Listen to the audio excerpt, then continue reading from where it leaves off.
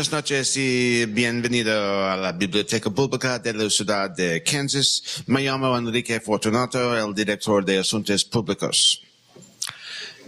Isn't it amazing what you can do with 7 years of Spanish? Especially after 40 years of no practice. Well, for quite some time now, the Kansas City Public Library and the Consulate of Mexico in Kansas City have enjoyed what can only be described as an excellent and extremely fruitful relationship. First with Consul Hico Prado and Economic and Cultural Attaché Alejandro Siqueiros, now with Head Consul Alicia Kerber and Community Affairs Consul Lourdes Oristano.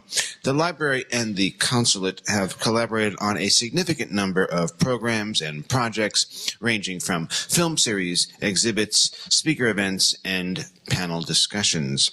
Tonight, we continue that effort with what may be our most ambitious joint undertaking, yet a public conversation in Spanish with English translation about the legacy of the Braceros, the largest guest worker program in U.S. history and Mexican history, and a program that is not without controversy even today, although it ended some 50 years ago. This event is in conjunction with our current exhibit on display in the East Mezzanine on the second floor of this building. It's called Bitter Harvest. It was developed by the Smithsonian Institution, and the library is open till 9 tonight. If you haven't taken a look at that exhibit, I encourage you to check it out. It's really quite fascinating. But to tell you more about the Braceros and tonight's event, if we can extract her from the interview that is still going on outside. That's where we did extract her. It is my honor and pleasure to introduce Head Consul Alicia Kerber. Alicia has been a member of the Mexican Foreign Service since 1991. Although she could have easily pursued a serious legal career, I can see her arguing before the bar. She does hold 3 degrees in law from the National Autonomous University of Mexico, but she prefers to use her skills in multilateral negotiations. She has represented her country in numerous posts at embassies and consulates in such places as Colombia, Honduras, Ireland, and Washington, D.C., where she was the Deputy Representative of Mexico at the Organization of American States. She has been head consul in Kansas City since August of 2012, and she oversees Mexican interests in Missouri, Kansas, and western Oklahoma. Following her remarks, Christopher Leitch, the former director of the Kansas City Museum and a founder of La Nuestra Herencia project, will conduct the conversation, ably assisted by Lourdes Oristano, who I can guarantee will make sure that nothing gets lost in translation. Señoras y señores, por favor, de la bienvenida, Consul Titular Alicia Kerber Palma.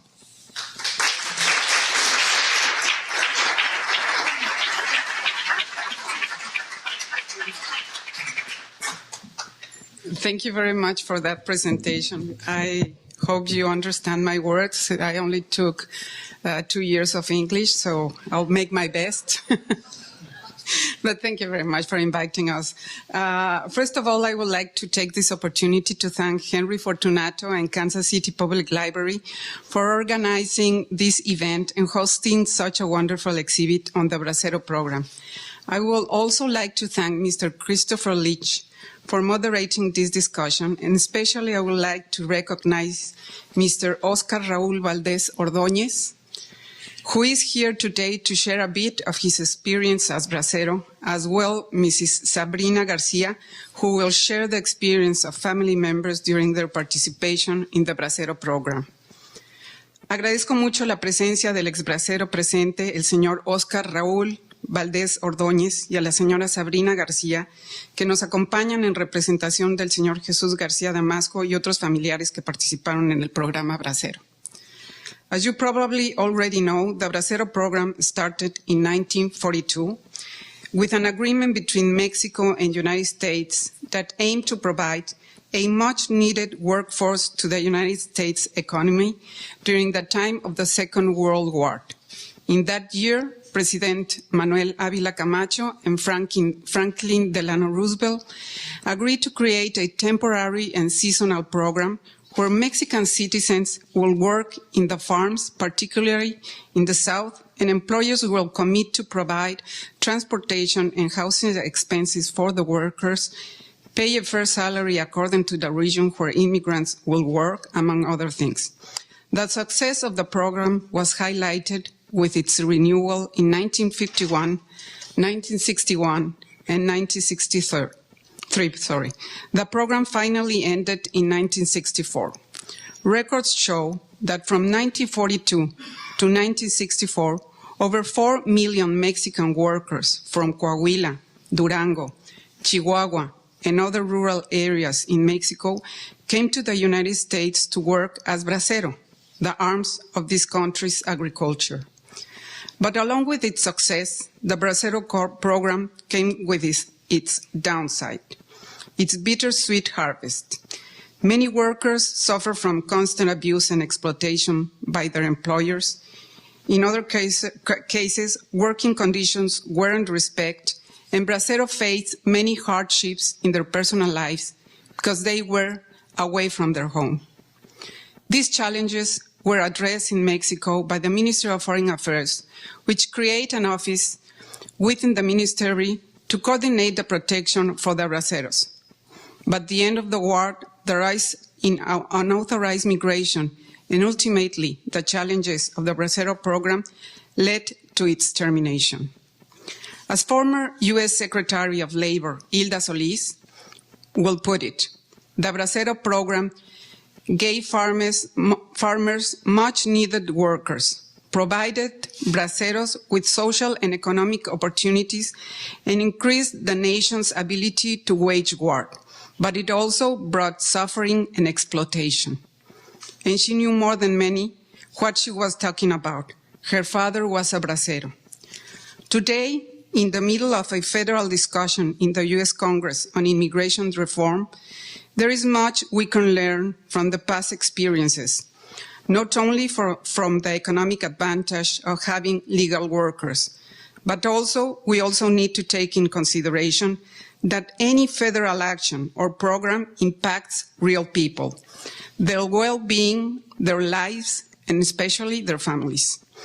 This is why I'm very excited that today we will be able to hear some of the stories and learn from the good and bad experiences of these hardworking men, our braceros, and recognize their contribution to the growth of this great country. Thank you very much.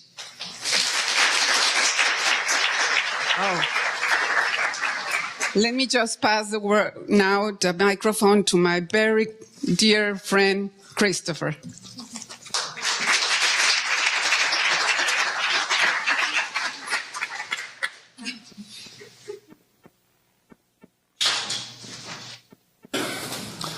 What we're going to do is I'm going to repeat everything that Senora Kerber just said.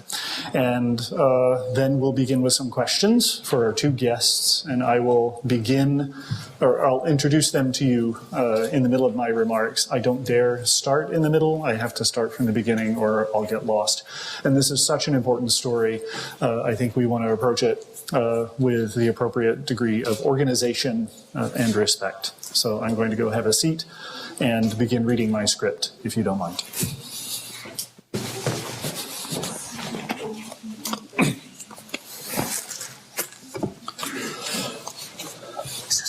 Firstly, I want to say thank you so much, Henry and Chepto and the Kansas City Public Library.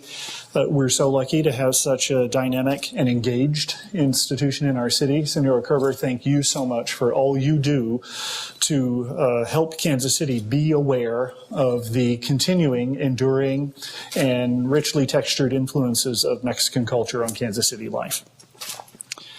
I'm really honored to be here tonight to help along a discussion about a much underrepresented subject of American labor history. I'm joined by Oscar Valdez and Sabrina Garcia, who will be telling their stories in relation to the Bracero Program. Senor Valdez was a bracero, and Sabrina Garcia has three family stories related to experiencing the effects on family of the Bracero Program. We are joined by Lourdes Orestano, who will be our traductora, ¿sí? Yeah. Estoy aprendiendo, pero no hablo mucho. She's from the Consulado de Mexico in Kansas City. We're very fortunate to have her assistance in organizing this event and being on the phone guiding Senora Garcia here. Before we get underway, I want to plug a project at Kansas City Museum, my alma mater. We are opening this Friday, it's just easier to say we, Música es mi primer amor, the Lupe M. Gonzalez Orchestra story, curated by Dr. Jean Chavez, here in the audience. You're all invited. You should come. This is another untold story of artistic history in Latino Kansas City. And you can see the show and get information from the calendar or from this card. We really encourage you to learn more about the dozens of musical artists of Latino heritage in Kansas City whose history is being published for the first time in this exhibit. So please join us.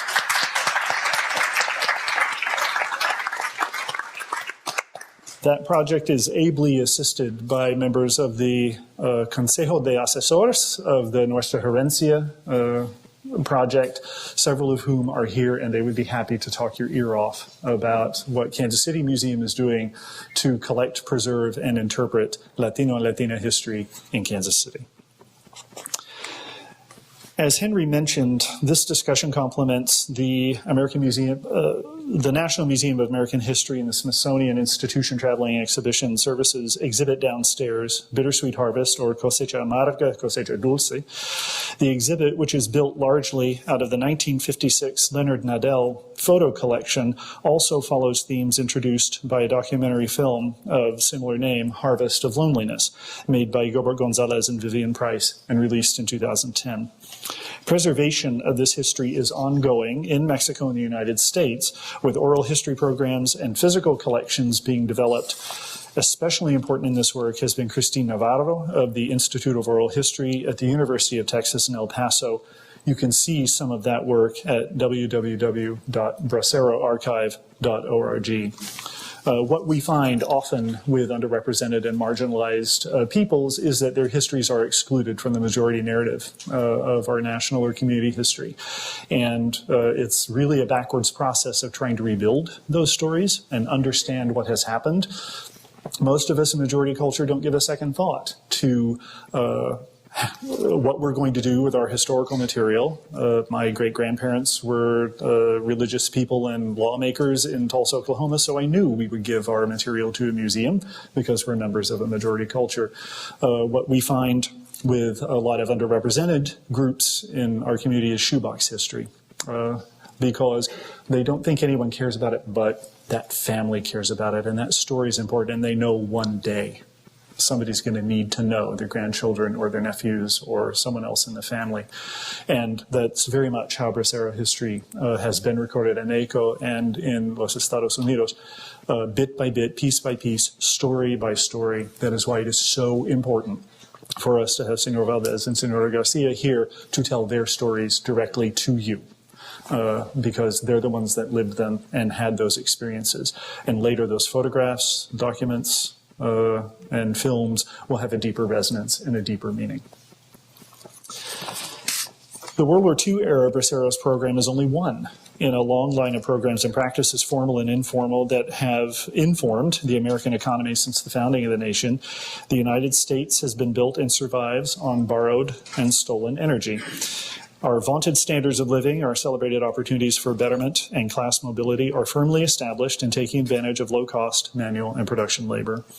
The methods of securing this pool, from indentured servitude to actual enslavement, to the Braceros, to NAFTA and beyond, will have to be the subject of another presentation that Henry will organize, and we can mix it up with libertarians and Marxists and capitalists, and Crosby will have a lot of fun.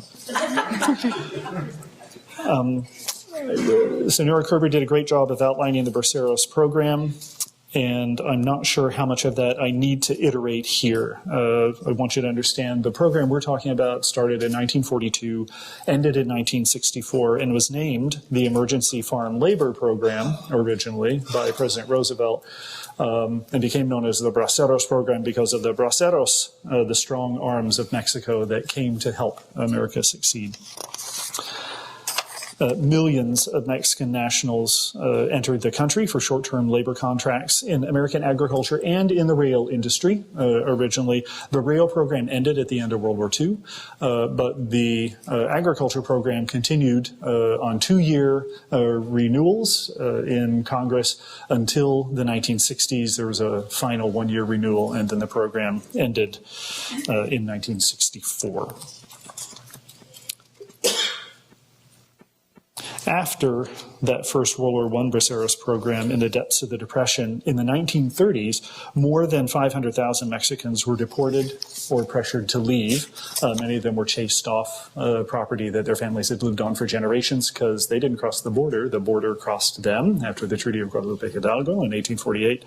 The Mexican Repatriation Program after World War I created the labor shortage that the Braceros program in World War II was designed to refill. Prompted by a demand for farm labor, the government launched the program, brought people here. The story is really remarkable, and I think we should really hear it from Senor Valdez. I think we heard all that from Senora Kerber. The program from the beginning, you must understand, was controversial in Mexico and the United States. Many Mexican officials were worried about losing so much farm labor from their country.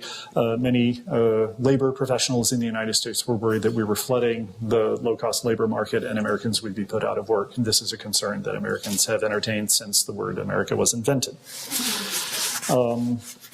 Discontent and controversy grew as the program continued, owing to physical humiliation and mistreatment of workers, troubles with transportation and pay, and working and living conditions. Almost immediately in the program, starting with Ernesto Galarza's book in 1956, there were investigations of the working conditions and of the program itself. Galarza went on to try to organize farm workers and was followed in this work by Cesar Chavez, and didn't have a lot of luck because the program disempowered any kind of organized labor movement, and Cesar Chavez's success with a farm workers union really came after the program ended in 1964. Our discussion tonight will try to help you experience the stories of braceros, their wives, families, and grandchildren, and communities. We'll ask about life in Mexico, recruitment, processing, and working and living conditions of farm laborers, and how they were treated in the United States. We also want to talk about what are the lasting effects of this program in the experience of the braceros at home in Mexico and on their families. We're so lucky, again, to welcome Senor Oscar Valdez and Senora Sabrina Garcia here to talk with us. I have some very basic questions, imagining that only half of you have seen the exhibit and only half of that number read half of the labels on half of the pictures. So we really want to try to give you a good idea of what happened in this program. So, my first question is to Senor Valdez. What years were you in the program, and how many years were you contracted as a bracero? ¿Cuántos años estuvo en el programa y en qué años estuvo más o menos? Estuve 10 años. I was there 10 years. It's easy. 10 consecutive years. And each year you would have to repeat the contracting process. ¿Y cada año tenía que repetir el proceso de contratación? Sí. Yes. Siempre era lo mismo. Cada vez que entraba uno, tenía que ser contratado legalmente. A mí me tocó desde 1952 entrar como bracero. La primera vez tenía 18 años. I started when I was 18 years old in 1952, and every time you wanted to cross again, you had to follow the same process to get hired. How did you learn about the program? ¿Cómo se enteró que existía el programa Bracero? En Chihuahua todos sabíamos del programa de braceros. desde muchos años atrás entraban como realeo, como no tengo la palabra, cómo entraban, en grupos. Pero en 1949 se abrió la contratación legal.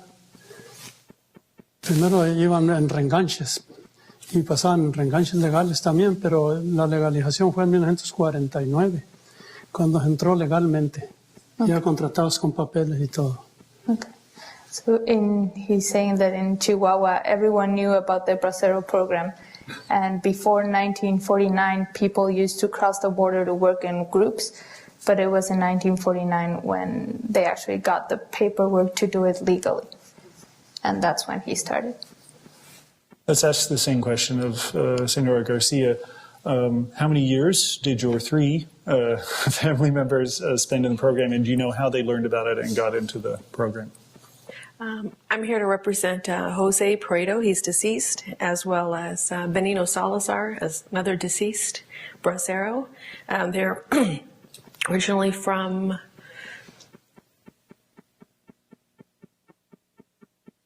San Luis Potosí, Mexico, and my father-in-law, his name is Jesus Garcia, and he's from Zacatecas, Mexico. Currently, right now, he's in Mexico right now, so he was unable to attend. They heard about the program. My father-in-law, it came to him. That's how he heard about the program. Was it a representative of the program or someone in the community who told him about it? That question I didn't ask, but it was in a rural area where he lived. Do you know what year they entered the program? That I forgot. Or how long they spent? It was for a few years that he was in the program. The next question would be, because you spent 10 years or several years in the program, was it worthwhile? Was it lucrative? Were you paid enough to make it worth the trouble of signing up every year and traveling across the border? Está preguntando que si de todos los años que estuvo usted en el programa, que si valió la pena, que si ganaban más dinero para sus familias, o sea, si le convenía a usted hacer eso y hacer todo el proceso cada año. Bueno, no todo es de dulzura. Sí, not everything is sweet. Partes le iba uno bien, partes mal. A mí me tocó en 2 ocasiones que no quedé muy satisfecho con lo que veía y con lo que hacía, pero las demás partes yo sí lo doy gracias a que había contrataciones, porque yo me ayudaba, de veras. A mí sí me sirvió, porque yo fui buen pescador de algodón. Y sí me beneficié, se benefició mi familia y me beneficié yo, y por eso estoy agradecido. Pero hay una parte que hay que nombrar, que cuando me tocó narrando esto, ¿verdad? Me tocó en Demi, Nuevo México, en 1957. Pues era tristeza lo que vimos allí, lo que sufrimos allí, porque vivían en una barraca grande con agujeros, no había protección, los trastes, como le platiqué ya, no había, tuvimos que comprar trastes nuevos porque no, los colchones eran fuera suciedad, las cobijas que nos dieron pues también no se tapaba uno el frío. Eso es una de las primeras que sufrimos nosotros allí. No cumplimos el contrato por lo mismo.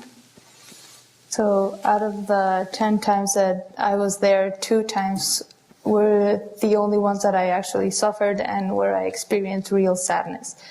Of all the other times, I'm really grateful, and I'm thankful because the working gave me an opportunity, and it gave my family an opportunity to move forward and to grow. One of the times that it was really sad was when I went to Pisco, New Mexico. Pisco? Nuevo Mexico. Yeah.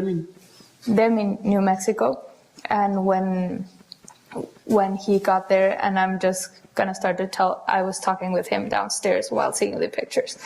So that when they got there, they lived in barricas, and it was this big rooms where they slept almost 200 people. And he said that all the mattresses were full of mice and they were full of holes. And the kitchens were full of cockroaches. So they weren't even able to use the plates. They had to buy silverware, new silverware for themselves. And that was the only time that he didn't finish the contract, and a lot of the people actually went back. Do you have any stories related to, Coming it being worthwhile? Coming to the United States, my father-in-law was saying that they sprayed him with pesticide because they were worried about the United States getting fleas. So they were sprayed. They were sprayed before they were coming. I don't know if he recalls that, if they did that. Está contando la señora que en su experiencia, su familiar también decía que los bañaban con pesticidas cuando A mí cruzaban. me tocó. Empezando desde el principio, que fui contratado la primera vez, fue una sorpresa para nosotros, los de Chihuahua. Y en cuanto entramos, luego vimos unos amigos allí con una aspiradora, una máquina echando arsénico. Nos bañaban, las 2 primeras veces me tocó a mí nada más. Bañaron de arsénico todo, completo. Ya después nos preguntaban, ¿de dónde eres? De Chihuahua. Y lo sacaban a uno por una puerta. Y ya no le echaban a uno, ya no me tocó. Pero los demás sí. ¿Por qué? Porque por el simple hecho de que había muchos en Chihuahua que venían, se tardaba mucho el número. Para llegarles y duraban un mes o 15 días, 22 días. Y era imposible que entraran limpios. Así no había servicio, no había nada. El puro servicio de sanitario nomás muy grande que había. Pero era todo lo que había. Y por esa razón nos echaban el arsénico, nos bañaban de arsénico. Pero a mí me tocó nomás 2 veces. Ya después ya no. He only experienced the pesticides, and he was saying that they sprayed them all with arsenic the first couple of times that he went there. And it was a surprise for the people because they didn't know what they were going to encounter and what that was for. But afterwards, the people that came from Chihuahua, they asked everyone where they were coming from, and the ones that came from Chihuahua, they were sent to another door. And they didn't have to get the spraying again.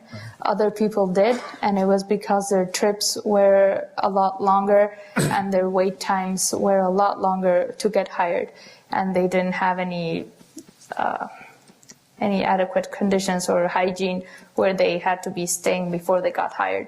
And that was why the U.S. authorities sprayed all of them. But he had that twice. And ¿El arsénico es líquido o polvo? The arsenic is liquid or dust?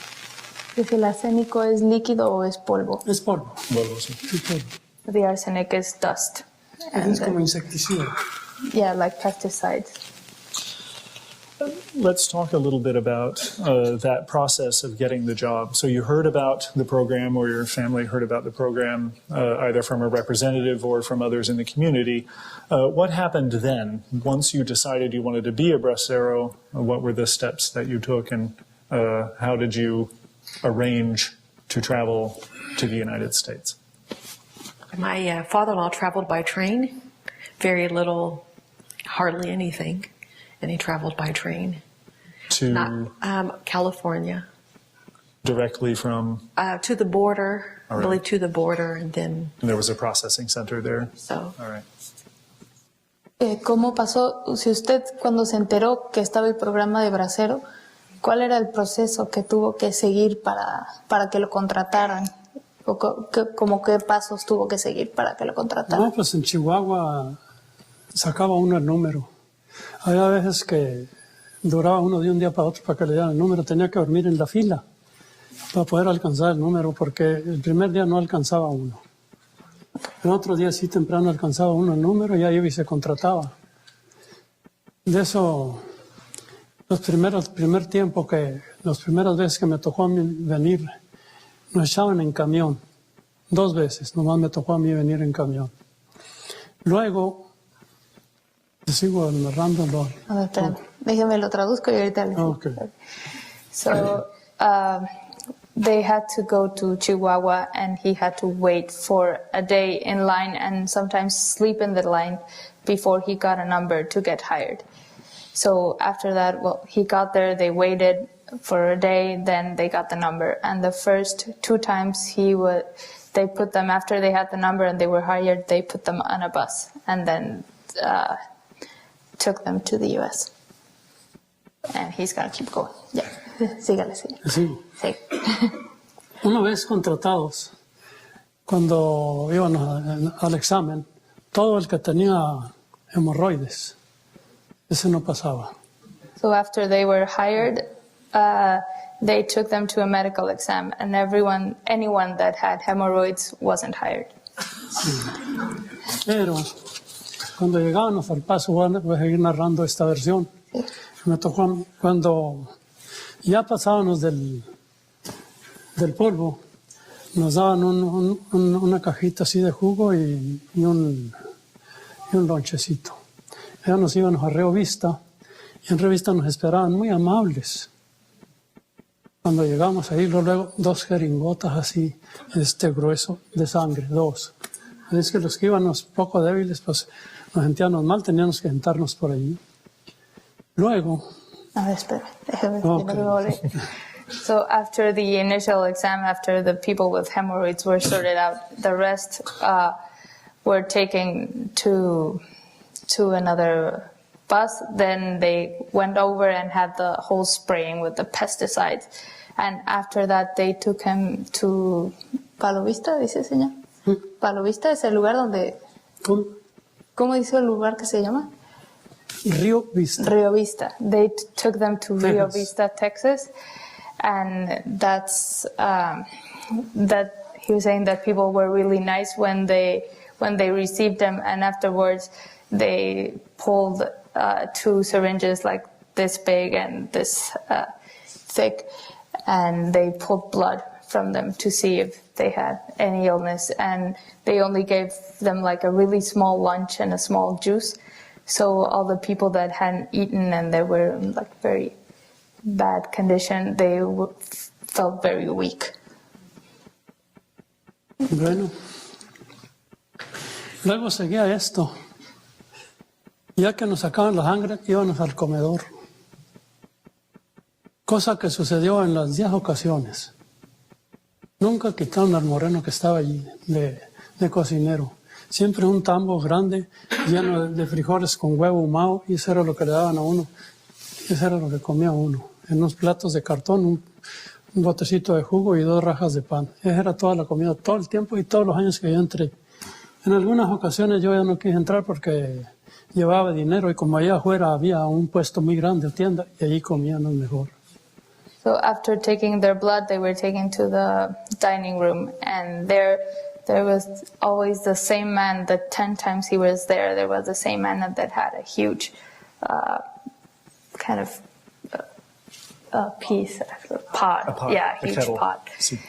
With beans and black beans and rice, and that's all they kind of served them and gave them something to eat. All the times it was the same.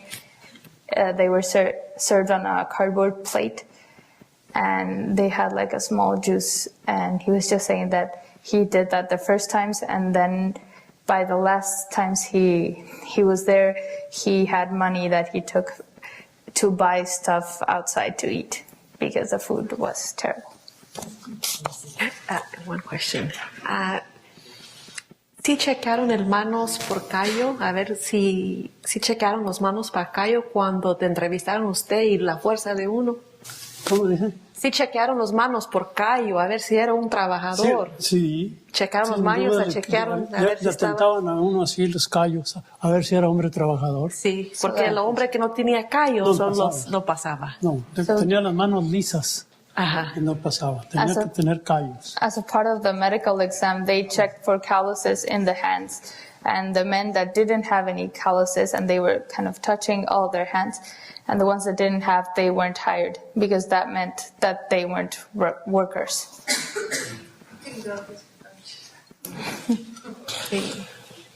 Did you have any experience, or did your abuelos and your father-in-law have experience with waiting for long periods of time for your number to be called? Because there are stories in the exhibit and in the film about people waiting for days and weeks to try to get one of these jobs. Que si usted tuvo que esperar mucho tiempo para que le dieran un número para trabajar. Dice que en la exhibición hablan de mucha gente que tenía que esperar varios días o varias semanas o hasta meses. En Chihuahua a veces que duraban los 2 días para que le dieran a uno el número. Es lo que dije ahorita, necesitaba uno, llegaba uno a la fila y la fila estaba larguísima, pero cuando llegaba uno tenía que quedarse en la noche, ahí porque no podía dejar la fila y no tenía que agarrar la fila otra vez. A veces duraba 1 o 2 días para que le dieran número, porque era mucha la fila, muy grande. So when they got to the center to be hired, they had to wait at least for 1 or 2 days sometimes to get their number to be hired, and they had to sleep in the line because they were so long. También, señor, a veces muchos de los braceros no venía preparado por el clima. Venía con poco ropa cuando llegaba aquí a Estados Unidos. Sí, los que venían del centro, sí. Todos los que venían de Toluca, Aguascalientes, San Luis Potosí, Guanajuato, todos esos pueblos, estados grandes que entraban por Chihuahua, porque no todos entraban por Chihuahua. Sí. Había unos que entraban por California, por Baja California, o no sé en qué, no me acuerdo cómo se llama la parte donde había contratación, y otros entraban por Monterrey, eran 3 contrataciones las que había. Muy cansados que llegaban las personas del tren para llegar ahí a la frontera. Sí. Y llegaban no andaba preparado con... No, pues ¿con qué? ¿Cómo? ¿Cómo? No. Y también la condición del clima. Si nosotros los que estábamos en Chihuahua, porque allí estaban, en Chihuahua, como cerquita. Era la contratación. Así que nosotros no navegábamos, siempre hasta por radio le decían a uno el número que iba. Y cuando no se decía el número que iba, entonces uno mismo iba y se cercioraba y preguntaba qué número va, y ya le decían a uno, para tal día te toca a ti el número, ya uno ya se presentaba arregladito y limpio y todo. Llegaron de Zacatecas, de San Luis Potosí y de Guanajuato, México. Entonces fue más lejos que Chihuahua. They're just saying that the process was different from people that came from different states. So people that came from states that were in central Mexico, they had to get on a train and travel a long time before they got to the border, to the hiring points. And Mr. Valdez was saying that there was 3 hiring points, one in Baja California, and it's the border with California. The other one was in Chihuahua, where he was, and the other one was in Monterrey. And that each point had different situations. And Sabrina was commenting that the people that came from the center of the country weren't prepared for the weather. So they actually had a lot of problem when they got to the border and to the points because of the weather change and the temperature was colder. But Mr. Valdez says that he didn't have that problem, and in Chihuahua, people were kind of more used to the process, so sometimes they told them how many people they were going to hire and how many numbers, or when they would call out their numbers. So when he found out when his number was going to be called out, he showed up and he was very presentable. With many calluses. I see.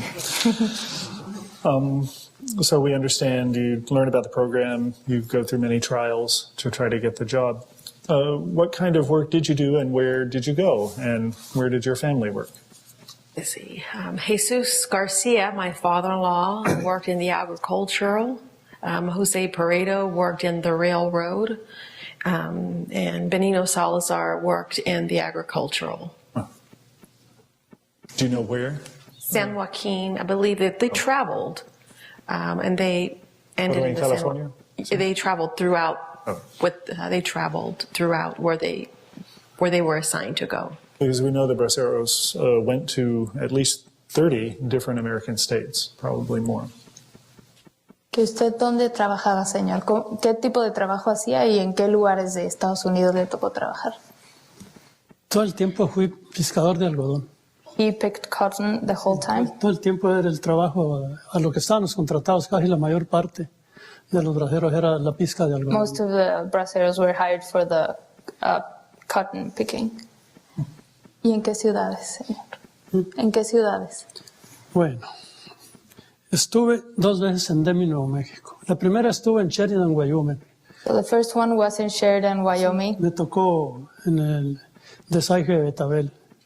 With the Y la beets. limpia. Yeah.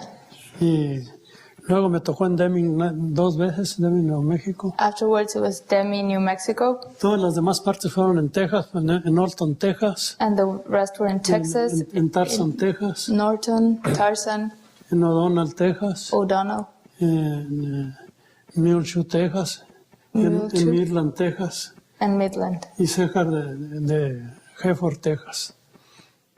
and close to Hayford, Texas. As a Pura little, pizca de algodón.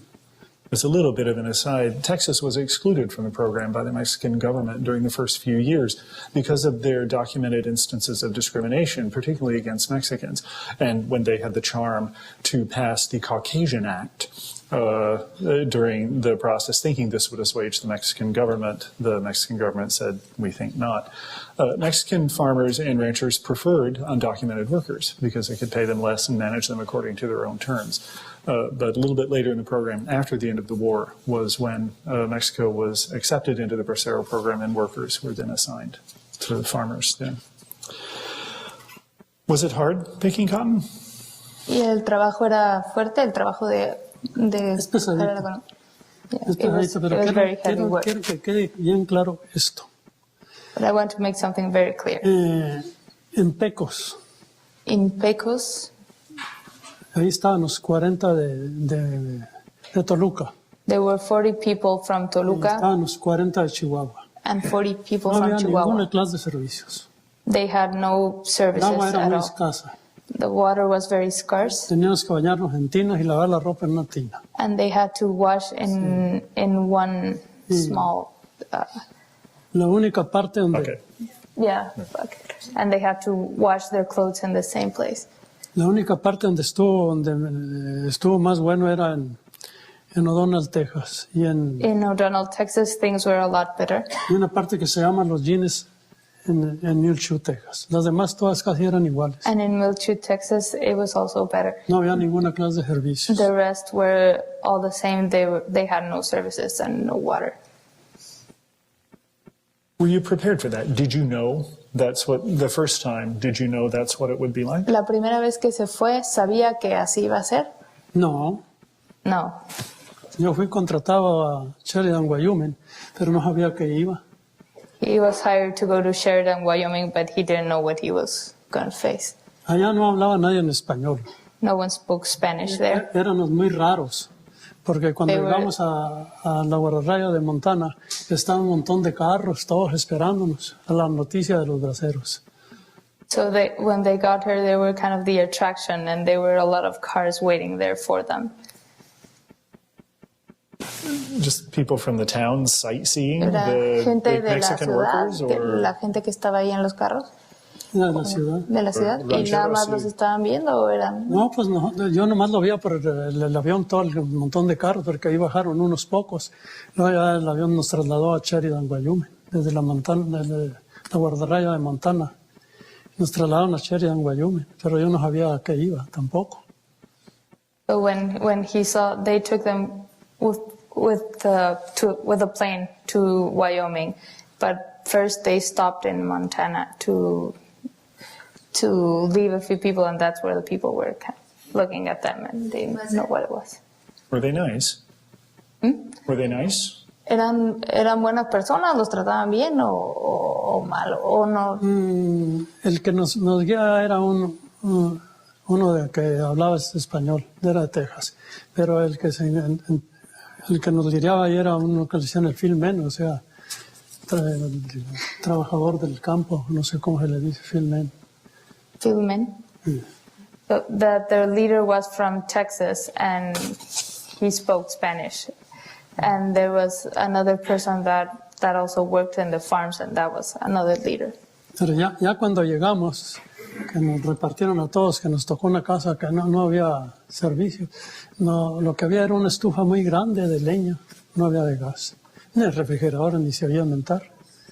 So when they arrived to Wyoming, they just put everyone in a room to where they would stay, and the kitchen had only one wood stove, and they had no other services and no fridge or anywhere else to keep the food.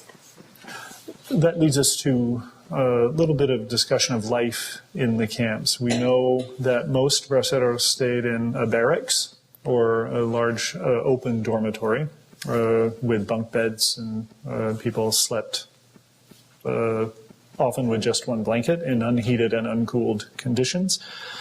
Was there a social life in the camps that you know anything about? Or I know that it's long, hard, backbreaking work, but was there any entertainment, or did you have a life away from work?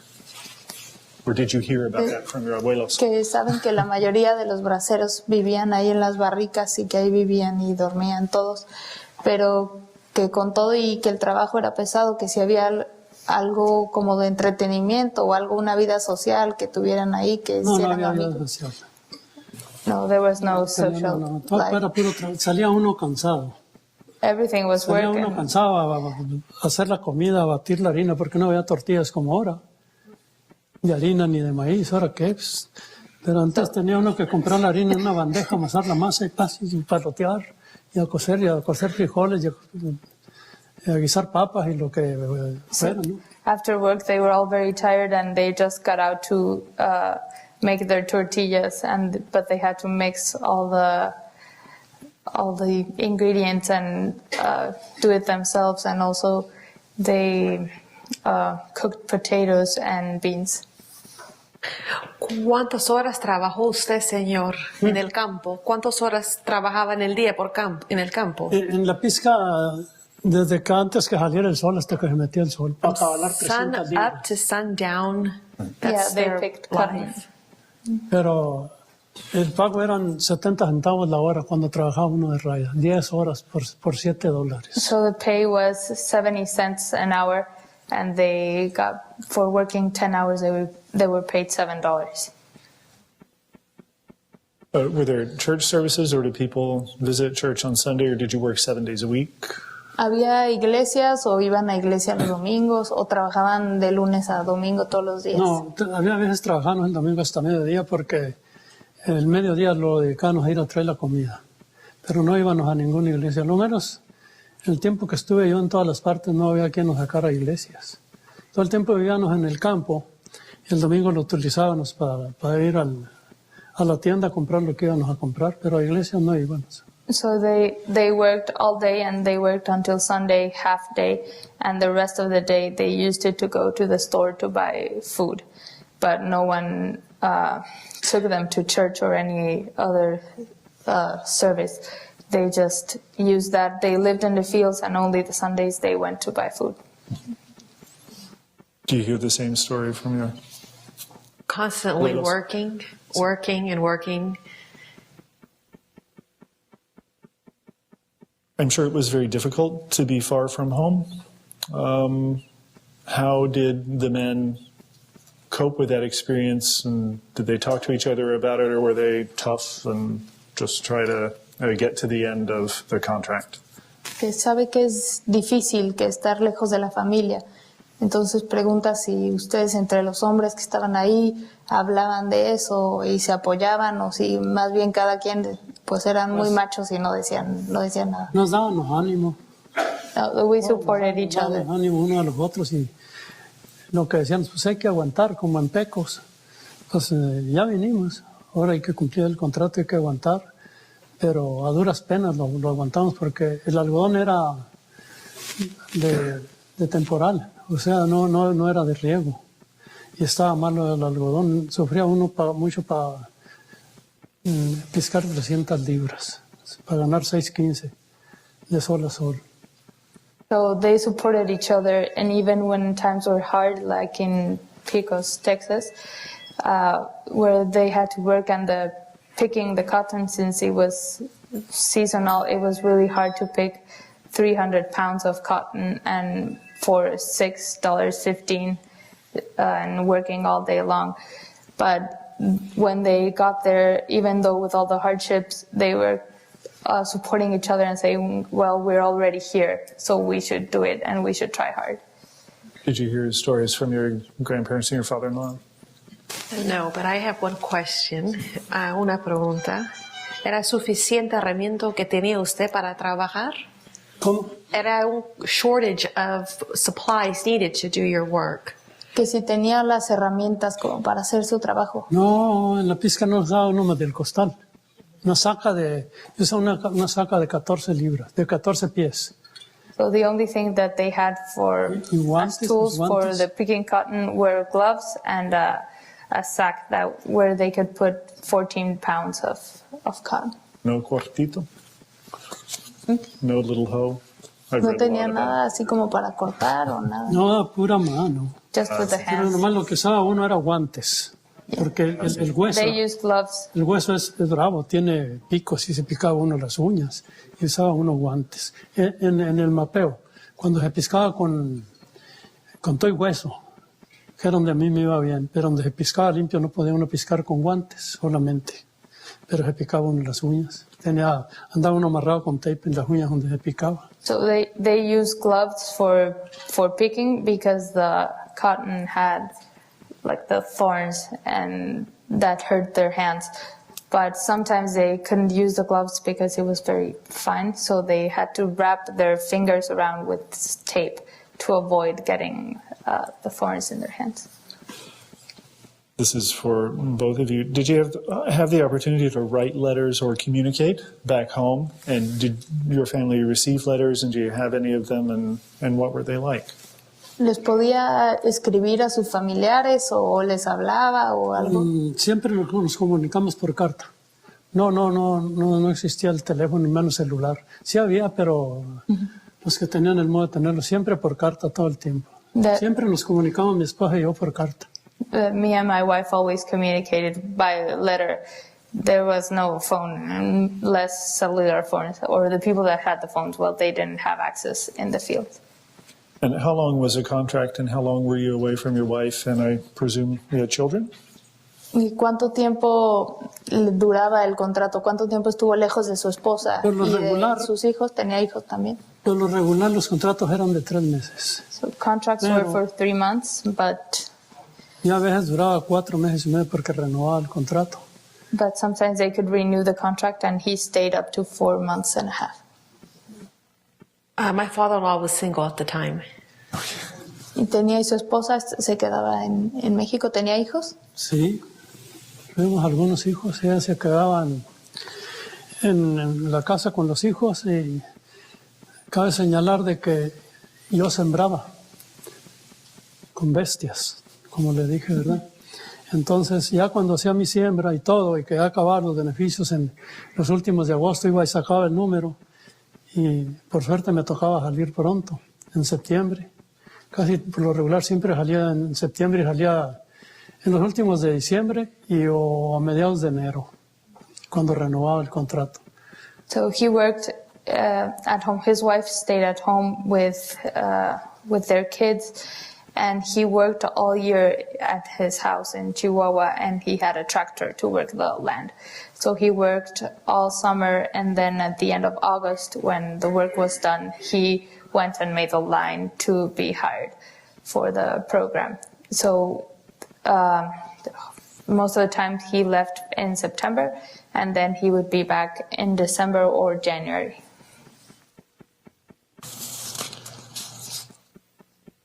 Do you have stories about perhaps how your relatives were treated by the rancheros and the workers? Were they treated well, poorly, or indifferently? The only thing that just long hours from sun up to sundown, just very, very long hours. We hear a lot of stories about food and the food not being good enough and there not being enough of it. I don't know if you heard any of those stories. No, I didn't. ¿A usted le tocó, señor? Es que hay mucha gente que dice que a veces no había mucha comida o la comida no era muy buena. ¿Cuál fue su experiencia? No, si no trabajaba no había comida. Eso es obvio. So if they didn't Pero el work, que they didn't trabajaba- have any food. El que trabajaba compraba su comida. But the people that worked, they bought their own food. Que la comida no era muy buena, es la misma comida de todo el tiempo. Es lo que uno, si iba nomás a trabajar para comer, pues está bien, pero uno tenía su familia. So the Tenía food que was the mandarle a su same all the familia. time. No se le iba uno a llevar nomás en puro comer. But you had to save money, so they ate the same things all the time because you weren't there to spend their money on food. you were there to make money for your family. Right. And I'm presuming that it was worthwhile to come here and work, and that a sufficient amount of money was sent home to make it worth coming back year after year. ¿Y usted cree que valió la pena todo el tiempo que estuvo trabajando allá con todo y si le alcanzaba bien para mandarle dinero a su familia y que se beneficiara? En esas dos ocasiones que estuve en Demi, Nuevo México, el 57 y el 59 en Pecos, los sacaban nomás para mandarle a mi 57 in New esposa. Mexico and in 59 in Pecos, Texas. Pero cabe señalar que cuando estuve He only made enough to send money back to his cuando wife. estuve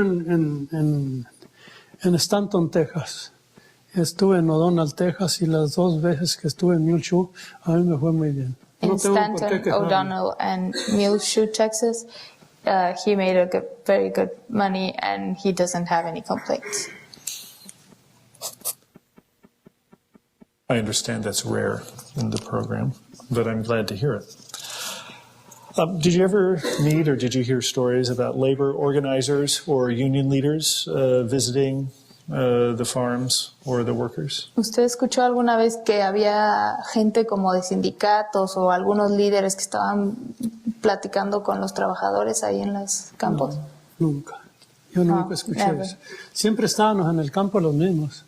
Y nunca iban otras gentes que no fuera el mayordomo. Porque el patrón muy pocas veces lo conocimos. Only the workers were at the fields and sometimes their manager, but they never met the boss. Everyone's getting restless, and we're a little bit late, but I wonder if we can talk just for a second about the legacy of being a bracero or being in the family of a bracero. This is, how do you say, it's not a tradition, but the stories of the braceros are a hallmark of the Mexican-American experience, and I wonder if you can talk about how your family embraces this legacy. My father-in-law is very, very proud and honored to be a bracero. He has carried his card for many, many years, and he has held it until recently, I believe, because of the wages that were held back. Right. They were given, I guess, a compensation if you were able to prove that you were a bracero during that time. And it was like giving up something, His finger. a piece of time. A little bit on that story. Some of the braceros were given a check, but many of the braceros, 10% of the braceros' wages, I think, were held by American banks and then transferred to Mexican banks, and were supposed to be paid at the end of the contract. And some of those banks went out of business, and the braceros weren't paid. And the Mexican government, to its credit, has been trying to track down the braceros and pay them back what they're owed. And it's tough because many have died in the past 60 years.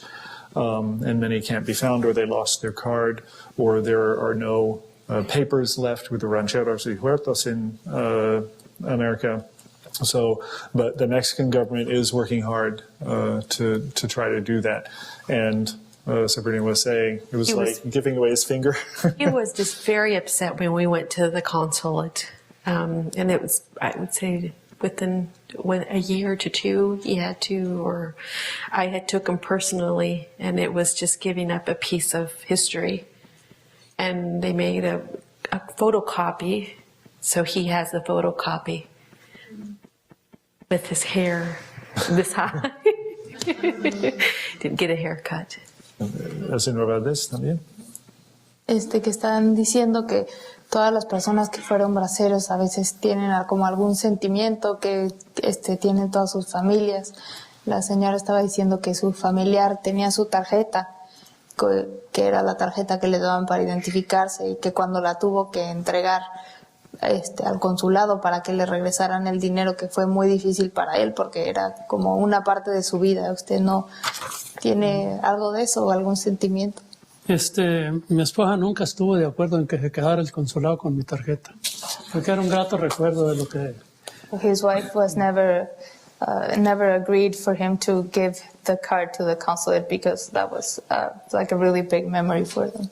Y cabe señalar que esa tarjeta no se le quedaba a uno todo el tiempo. Cuando llegaba uno a Río Vista, que cumplía el contrato, ya que lo llevaba a la asociación al Río Vista, ahí le recogían la tarjeta. La tarjeta se le quedaba a uno cuando no cumplía el contrato. So they only kept the card when they didn't finish the contract, because the card they had was taken away from them when they got to Rio Vista on their way back. Claro, claro. Are there permanent effects or lasting effects on your life or memory or dreams from being a bracero or being in a braceros family? ¿Hay algo así que usted se acuerde como muy constante de cuando fue bracero, o si en alguna vez se acuerda de algún sueño, de algo que le pasó, de bueno o malo, o algo así? O... No, pues no recuerdo que me haya pasado algo malo nunca. Todo fue para bien, porque para ganarse uno la vida tiene que sufrir. So nothing bad ever happened to me, because to make a living you have to suffer sometimes. Algunas personas sí, bueno, yo narro lo que yo. So I'm speaking for myself. Lo que yo sufrí, no sufrí, pero por lo que yo pasé. Ya si hay otras versiones, bueno, pues allá es, pero lo que yo pasé y mis compañeros en Chihuahua y todo eso, esa es mi versión. Bueno, ya que hay otras versiones, es otro problema. Yeah, so he's just speaking for himself. He thinks it's worth it, and all the suffering he had was worth it for his family and his and what he did to help them. But there's other people that had other experiences and other types of suffering that maybe they wouldn't consider it to be worth it. What do you make of exhibits and scholarship and films and research? Do you have any kind of feeling or response to that, or? ¿Qué piensa de que se hagan las exhibiciones o libros o las películas de esa experiencia? ¿Le gusta? ¿Le parece que está bien, que está mal? O... Hablando en plata, a mí no me gusta nada de eso. I don't like it at all. ¿Por qué no? ¿Por qué no? No me gusta salir en ninguna parte.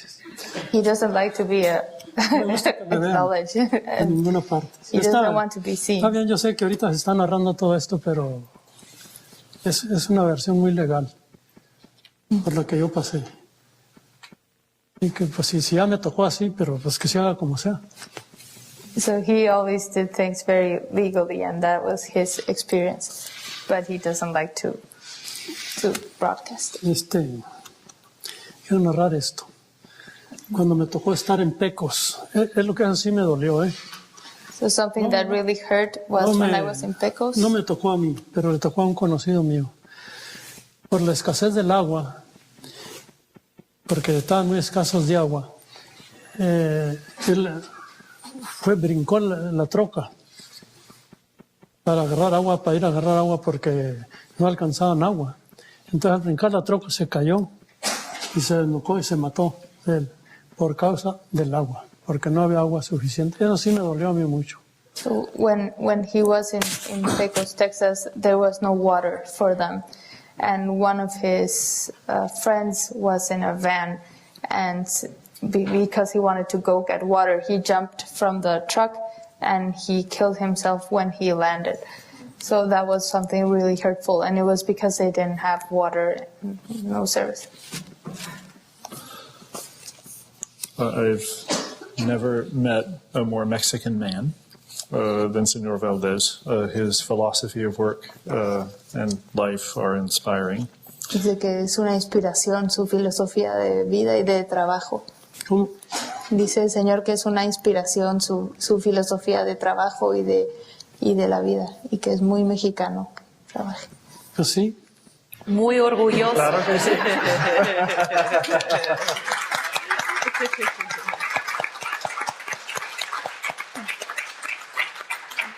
We have time for maybe a couple of questions, and maybe two because we started a little late, and I think then Senor Valdez y Senora Garcia can be here to answer a couple of questions. Senora, por favor.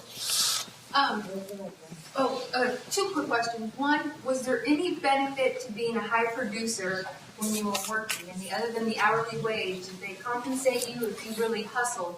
And then two, after you were proven to be a good employee, was there any type of regularity that you could be invited back? I mean, did it kind of assure you to come back for another contract, or were you always open to open enrollment? Dice que si usted cuando trabajaba, si trabajaba más o piscaba más, si le pagaban más o le daban algo que fuera mejor. No, todo el tiempo, si eran a 2.5 las 100 libras de algodón, eso era todo el tiempo, no más. No me subieron nunca. No recuerdo muy bien si en el mapeo que era con todo y hueso, cuando piscaba uno con todo y hueso, era a 1.55 las 100 libras. Yo hacía alrededor de 1.400 libras en ese entonces, pero era el precio de toda la vida. So the price was the same for picking cotton. It was $2.50 for 100 pounds, and then it was $1.50 when like the other type of picking. But it was the same the whole time. And he picked 1,400 pounds. Senor Kerber had a question. Yeah. I can't ignore the consul. I'm sorry, Jane. That's not the question. I just wanted to thank you, not only for the work that you have done in the United States, but also for the work that you have done in Mexico. And because you are the vivid testimony that Mexicans are hard workers. And also, I'm very sorry that Mexico doesn't have enough conditions to keep its people in its territory. We would love to have hard workers also in Mexico. So thank you very much for being here. Dice que lo quiere felicitar por su trabajo y porque es el vivo ejemplo de los trabajadores que son los mexicanos, y de verdad muchas felicidades, y que también que es una pena que México como país ha perdido gente tan trabajadora y porque no le ha podido dar las condiciones. Muchas gracias. Señor Chávez, corto, por favor. En su experiencia, todos los contractores o los patrones les trataban a los trabajadores con justicia y con respeto. ¿Cómo dice? Que si los trataban los patrones con justicia y con respeto, los trataban In your bien. experience, were the los contractors patrones- treated with respect? Nunca los vi. Yo todo el tiempo trataba con mayordomos. He never met the bosses, he only treated like the field Pero managers. cabe señalar que a nosotros nunca nos trataron mal. I was always Verbalmente treated no. right, not verbally offended. Verbalmente no. ¿Para qué voy a quejar? Es I won't complain. la realidad. That's just my experience. But I want to thank your abuelos and your father-in-law and Senor Valdez on behalf of the United States of America for your service and your strong arms, because we wouldn't be the nation we are without you, and we're really grateful. And thank you for being here tonight. Thank all of you for joining us. They'll be around a little bit afterwards. Muchas gracias por And su trabajo join the library y por again el trabajo de todos los at their braceros. next stimulating event.